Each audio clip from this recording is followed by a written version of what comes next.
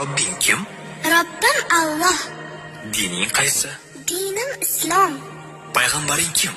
Payg'ambarim Muhammad sallallohu alayhi va sallam. Kitobing qaysi? Kitobim Qur'oni Karim. Tilaging nima? Tilagim iymon.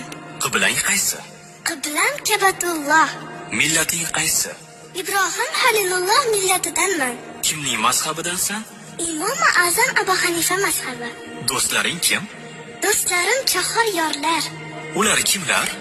Abu Bakr Siddiq, Hazrati Umar, Hazrati Usmon, Hazrati Alidir. Qachondan beri musulmonsan?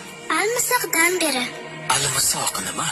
Alloh taolo ruhimizni yaratib, ulardan va'da olgan kun. E'tiqoding qaysi?